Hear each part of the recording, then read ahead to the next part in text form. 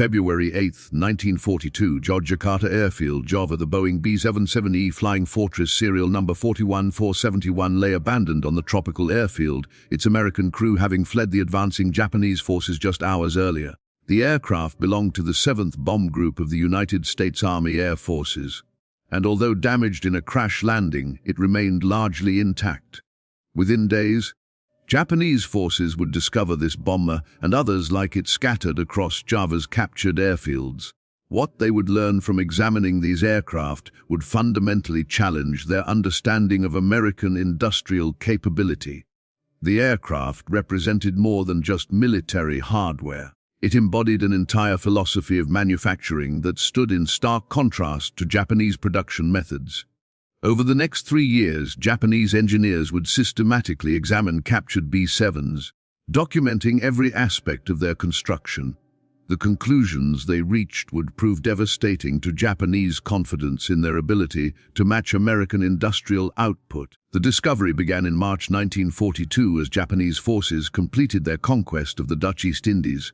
At Myo Enfield in Java, engineers found B-17 serial number 412471 in remarkably good condition despite missing its nose section and engines. At nearby airfields, additional B-7s awaited in various states of damage. Toro Saito, an aviation editor from Asahi Press who toured Java's captured bases immediately after the Japanese occupation, documented the discovery. He counted 4 B-77E being readied for evaluation, 1 at Malang, another at Cheribon, and 2 more at Bandung. The maintenance facilities for the B-7 in Java were excellent for that time and existing conditions. Saito later wrote, "It appeared that Bandung Field was the main maintenance base for the Americans, and it was here that Japanese technicians from the JICAN performed their initial evaluation." The JICAN, officially known as the Koku Jiutsu Kinujo, or Air Technical Research Institute, represented the pinnacle of Japanese aeronautical engineering. Based at Tachikawa Airfield near Tokyo, this organization employed Japan's most advanced aircraft designers and engineers. When word reached Tokyo that intact B-17 bombers had been captured, the JICAN immediately dispatched technical teams to Java. The Japanese faced a significant challenge in preparing the captured aircraft for evaluation. The B-17E was the most advanced version American forces had deployed to the Pacific at that point in the war. Its systems were more complex than anything in the Japanese infantry.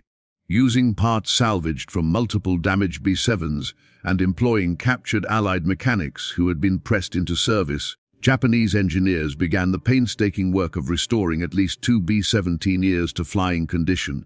The work required months of effort. Engineers had to understand electrical systems, hydraulic systems, and engine installations that differed fundamentally from Japanese designs.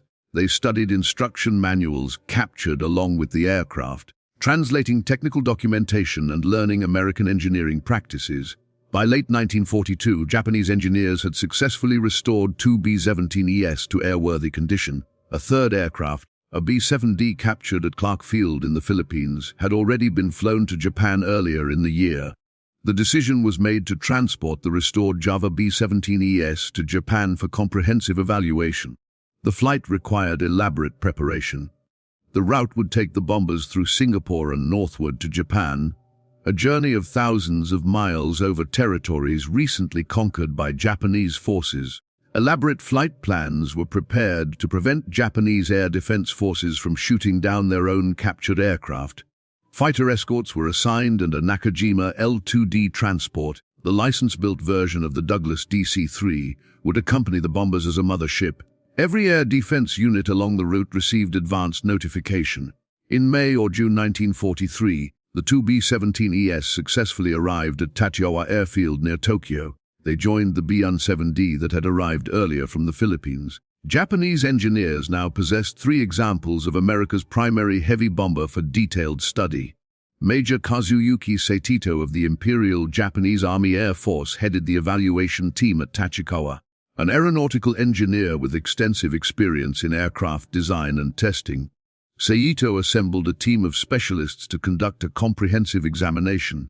His team included Lieutenant Shiyama, Lieutenant Secondas Kurusu and O'Hara, and Army Assistant Engineer Shimamura. Major Uno and Captain Yaji served as test pilots, while Army engineer Kaneo conducted detailed studies of the engines and propulsion systems. The team's assignment was clear: document every aspect of the B-7's design, construction, and capabilities.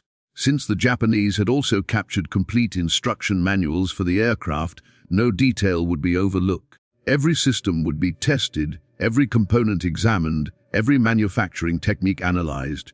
The examination began with the airframe structure. Engineers carefully documented construction methods, measuring rivet spacing, panel thickness, and structural member dimensions. What they discovered immediately challenged assumptions about American manufacturing. The consistency of construction across all three captured aircraft proved remarkable. Rivet holes aligned precisely between different aircraft. Structural components appeared interchangeable. Panel forming showed identical characteristics across multiple examples. This was not the work of individual craftsmen adapting parts to fit specific aircraft. This was systematic mass production using standardized components manufactured to precise tolerances. Japanese aircraft production relied heavily on skilled workers who fitted components individually to each airframe. No two Japanese aircraft were truly identical. Parts from one aircraft often required adjustment before fitting another. Repairs in the field demanded skilled technicians who could modify replacement parts to match the specific aircraft being repaired. The American approach appeared fundamentally different. The B-17's construction suggested that any part manufactured to specification would fit any aircraft of the same model without adjustment. This level of standardization required manufacturing precision that Japanese factories had not achieved. The engines provided even more dramatic evidence of American mass production capability. The Wright R-1820 Cyclone radial engines powering the B-17 consisted of hundreds of precisely machined components. Engineers disassembled the engines completely, measuring clearances and tolerances throughout. What they found astonished them. Every component was machined to tolerances measured in thousandths of an inch. Crankshafts, connecting rods, cylinder barrels, pistons, all showed identical dimensions across different engines. The maintenance manuals confirmed what the physical examination suggested. American mechanics in the field were expected to replace major engine components without any fitting or adjustment. A cylinder from one engine would install directly into another engine. A crankshaft was a crankshaft precisely interchangeable with any other of the same model. This stood in stark contrast to Japanese engine production. Japanese aircraft engines required skilled assembly by experienced technicians. Components were often hand-fitted to achieve proper clearances. Field maintenance demanded highly trained mechanics who understood how to adjust and modify parts. The American system eliminated the need for such specialized skills by ensuring that precision was built into the manufacturing process itself. The hydraulic system demonstrated similar principles. Japanese engineers examined the actuators, valves, and control mechanisms throughout the aircraft. Fittings used standardized threads, lines connected with identical couplings throughout the system. Any hydraulic component could be removed and replaced without modification. The electrical system showed even more sophisticated standardization. Every wire connection used machine-crimped terminals rather than hand-soldered joints. Wire gauges followed consistent standards throughout the aircraft. Circuit breakers, switches, and instruments appeared to be modular units designed for quick replacement. Japanese aircraft electrical systems typically required skilled electricians who could solder connections, adjust contacts, and troubleshoot complex wiring. The B-7's electrical system was designed so that a mechanic with basic training could replace entire assemblies using simple tools. The oxygen system for the crew included precision regulators controlling flow to each crew position. In Japanese aircraft, such regulators would be assembled by highly trained specialists. The B-17's regulators bore manufacturer stamps indicating they were produced by automobile parts suppliers, companies with no prior aircraft experience. This discovery carried profound implications. American industry possessed such depth that automobile parts manufacturers could produce precision aircraft components simply by applying their existing manufacturing capabilities to new products. The bomb release mechanisms told a similar story. Japanese bomb racks required careful adjustment by armament specialists. The B-7's bomb shackles were self-adjusting mechanical devices requiring no calibration. The defensive armament particularly impressed Japanese fighter pilots who flew practice intercepts against the captured bombers. 13 Browning M250 caliber machine guns provided overlapping fields of fire covering virtually every approach angle. Each gun could fire up to 600 rounds per minute. The guns themselves revealed another aspect of American design philosophy. Engineers examining the weapons found them surprisingly crude in construction, built to loose tolerances compared to Japanese aircraft guns. Yet, they functioned reliably despite what Japanese engineers considered rough manufacturing. The design achieved reliability through robust engineering rather than precision craftsmanship. Any competent armorer could maintain the weapons using simple tools and basic training. Japanese aircraft guns were precision instruments requiring skilled maintenance. American guns were robust mechanisms designed to function despite imperfect conditions. By autumn 1943, all 3 captured B-7s were flying regularly from Fusa Airfield near Tachikawa. Japanese pilots gained first-hand experience operating the heavy bombers. Test flights documented performance characteristics, handling qualities, and operational procedures. The aircraft appeared in Japanese military training films demonstrating combat tactics for intercepting American heavy bombers. Films showed Ki-43 and Ki-44 fighters practicing attacks against the captured B-17s. These films sometimes featured the B-170 repainted with American insignia, occasionally escorted by a captured Curtiss P-40 fighter for additional realism. The films played in Japanese public theaters as propaganda, showing Japanese fighters successfully engaging American bombers. What the propaganda films did not show was the sobering conclusion Japanese fighter pilots reached after extensive practice intercepts. Even when Japanese fighters successfully attacked the bomber, the B-17's defensive firepower and structural strength made it a formidable opponent. More disturbing was the realization that for every B-7 shot down, American factories would produce replacements faster than Japanese industry could replace lost fighters. In February 1943, Asahi Press published a comprehensive book titled Anatomy of the Enemy's Aircraft. The publication featured extensive analysis of captured Allied aircraft with special attention devoted to the B-7. Photographs showed every major component.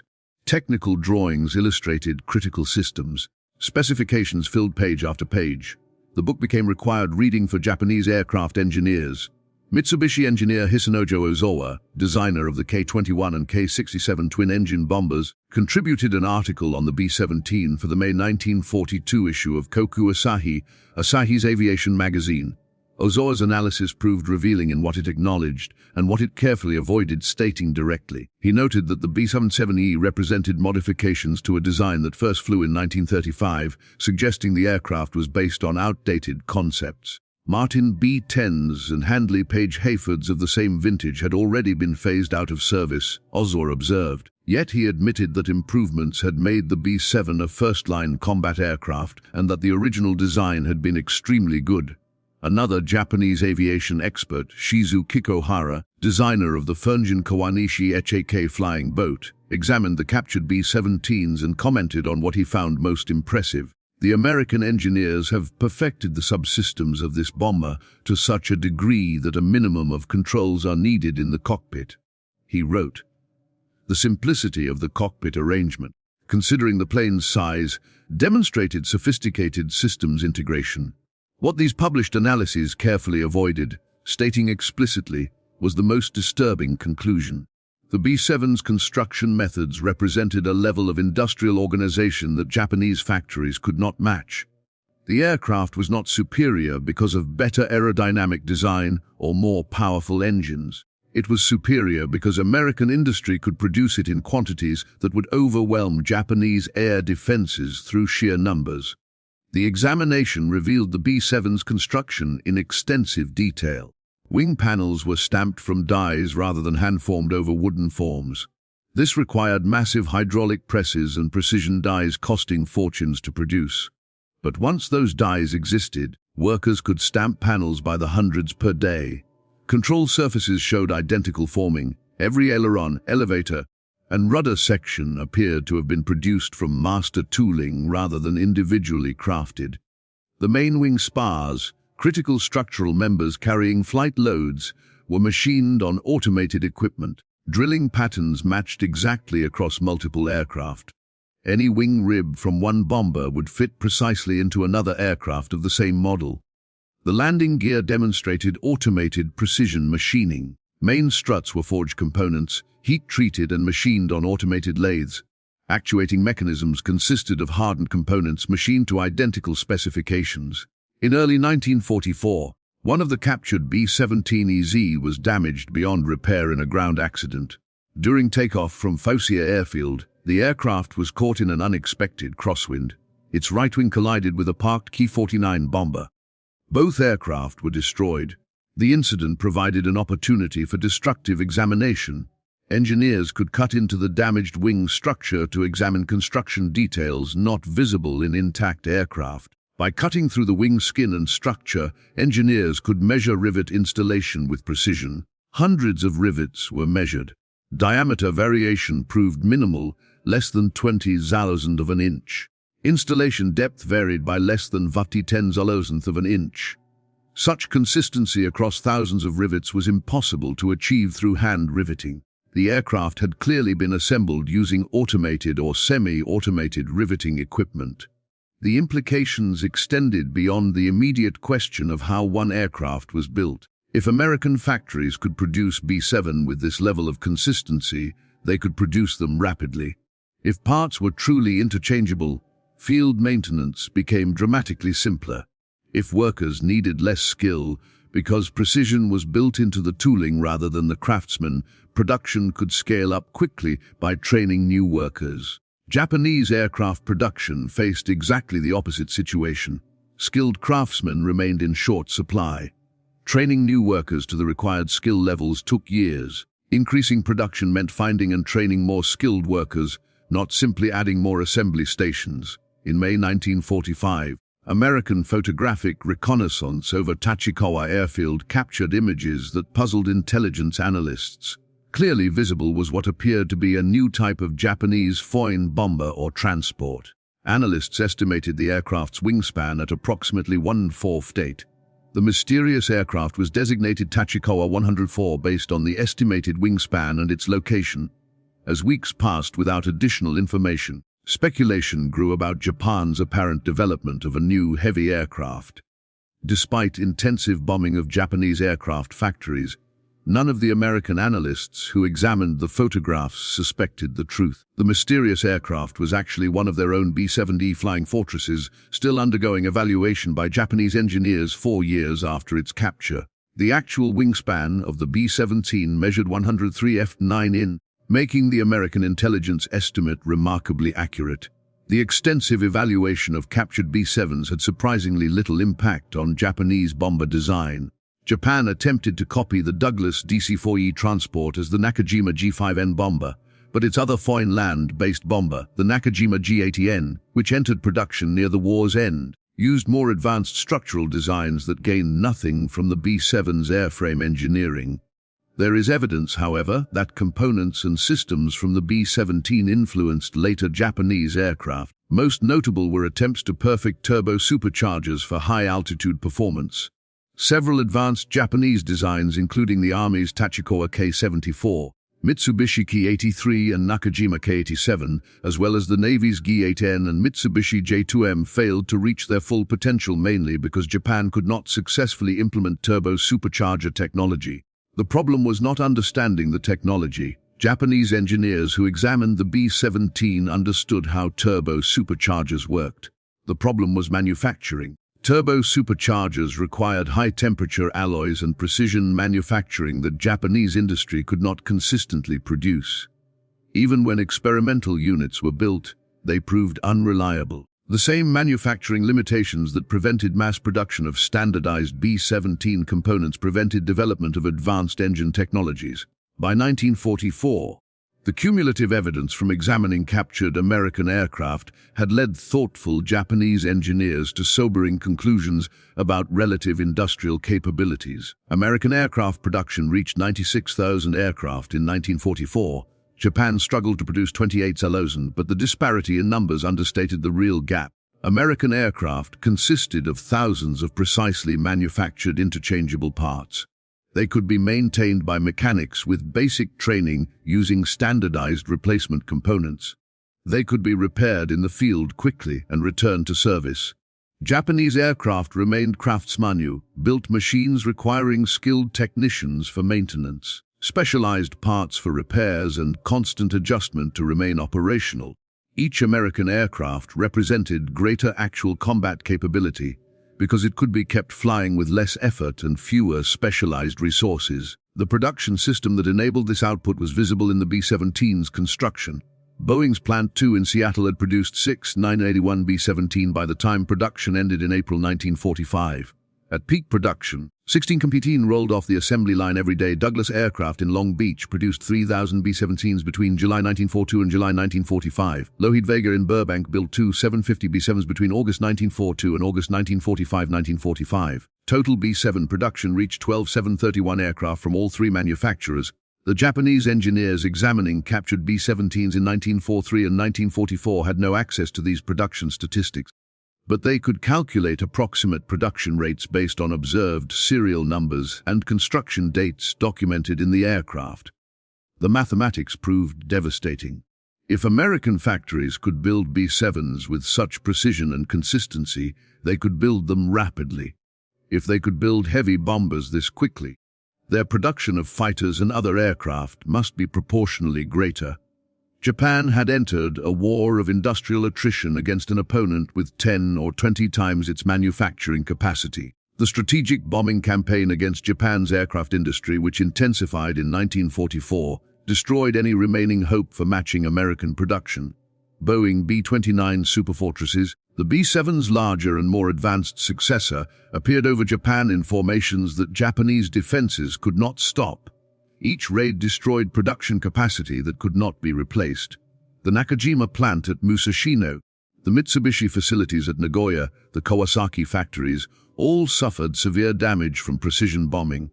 An earthquake in January 1945 compounded the damage to Mitsubishi's supplier network. The combination of bombing and earthquake collapsed Japanese aircraft production. By early 1945, monthly output had fallen from over 500 airframes in May 1944 to barely 500. The decline continued through the final months of the war. After Japan's surrender in August 1945, the United States Strategic Bombing Survey conducted comprehensive examinations of Japanese war production.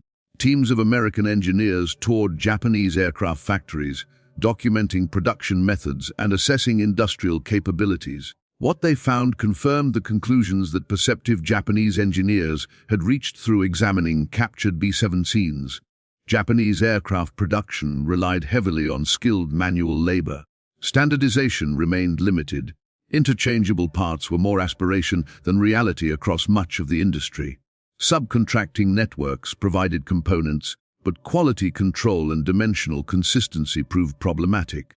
American engineers touring the Mitsubishi facilities at Nagoya observed skilled craftsmen hand-forming aluminum panels that would have been die-stamped in American factories.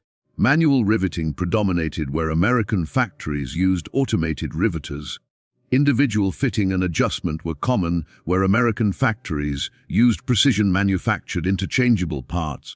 The survey concluded that Japanese aircraft factories had been organized appropriately for producing hundreds of aircraft. American factories had been organized for producing hundreds of thousands. No amount of determination or skill could overcome that fundamental disparity in industrial organization. The captured B-17s examined at Takioa from 1943 through 1945 were destroyed in the war's final months, either by American bombing or by Japanese authorities, eliminating evidence. But the lessons those aircraft taught survived in the minds of the engineers who had studied them so carefully. In the decades following the war, Japanese industry underwent a transformation more profound than anything attempted during wartime. Engineers who had examined American aircraft and documented American production methods brought those lessons to Japan's post-war reconstruction. They understood that matching American industrial capability required not just copying American products, but implementing American production systems. The transformation required 20 years. Japanese factories that had relied on skilled craftsmen reorganized around precision machinery and automated processes. Industries that had valued individual craftsmanship learned to value systematic efficiency. Manufacturing that had been organized as collections of skilled workers evolved into integrated production systems. By the mid-1960s, Japanese factories were producing automobiles and electronics using automated production methods comparable to American factories. By the 1970s, Japanese manufacturers had refined those methods, developing production systems like Toyota's just-in-time manufacturing that improved on American mass production techniques. The skilled craftsmen remained valued in Japanese industry, but their role had changed. Instead of individually crafting products, they designed production systems and tooling that enabled less skilled workers to produce precisely manufactured products at scale. The precision that had once come from the craftsman's skill now came from the precision of the tooling and equipment. Companies like Toyota, Sony, and Honda became global leaders by combining Japanese attention to detail with American systematic production methods. The quality that Japanese products became known for resulted from production systems designed to build quality into the process rather than relying on skilled workers to individually craft quality products. In the 1980s, when American manufacturers faced intense competition from Japanese imports, American engineers toured Japanese factories to learn efficiency techniques. The irony was not lost on those who remembered the wartime examination of captured American aircraft. The story of Japanese engineers examining captured B-7 bombers became a case study in Japanese engineering schools. It illustrated how examining an opponent's products could reveal fundamental principles of industrial organization. It demonstrated that success required understanding not just what competitors produced, but how they produced it. The captured B-17s had taught Japanese engineers that modern industrial warfare was won not by superior craftsmanship, but by superior production systems, not by building better individual aircraft, but by building adequate aircraft in overwhelming numbers, not by skilled workers, but by systematic processes that enabled less skilled workers to produce precisely manufactured products rapidly. Those lessons learned through careful examination of enemy equipment during wartime became the foundation for Japan's post-war industrial success. The transformation of Japanese manufacturing from craftsman-based production to systematic mass production represented the final victory of the principles embodied in those captured B-7s examined at Tachikawa. The engineers who had measured rivets and documented production methods in 1943 and 1944 became the architects of Japan's industrial rebirth. They had learned by examining aluminum and machinery that modern industry belonged not to those with the most skilled workers, but to those with the most effective production systems. In manufacturing engineering courses today, the story serves as a case study in how examining competitors' products can reveal invisible systems and methodologies. It demonstrates that understanding an opponent's methods matters more than copying their designs. It shows that the principles of production ultimately determine the outcomes of industrial competitions. The Boeing B-17 Flying Fortress dropped 640,000 tons of bombs during World War II. It earned its reputation as one of history's most effective heavy bombers through combat operations in every theater. But perhaps its most important contribution to history was not the missions it flew, but the lessons it taught when Japanese engineers examined captured examples. Those engineers discovered that American industrial power came not from superior materials or better designs, but from superior organization of the manufacturing process. They learned that standardization, precision tooling, interchangeable parts, and systematic production methods could achieve what skilled craftsmanship alone could not. The ability to produce complex machines rapidly and in quantities limited only by available resources. The captured B-7s examined at Tachikawa are gone, destroyed more than 70 years ago. But the lessons they taught transformed Japanese industry and influenced manufacturing worldwide. Engineers and manufacturers globally learned that mass production and quality were not opposites but complementary aspects of properly organized industrial systems. The story that began in February 1942 on a muddy Java airfield with a damaged Boeing B-17E awaiting capture by advancing Japanese forces ended decades later with Japan and America as partners in advancing manufacturing technology. The examination of those captured bombers had taught Japanese engineers that their defeat was inevitable. More importantly, it taught them why, and in understanding why, they learned how to ensure that industrial inadequacy would never again limit Japan's capabilities. The Boeing B-17 Flying Fortress served as teacher to its enemies, and they learned the lesson well.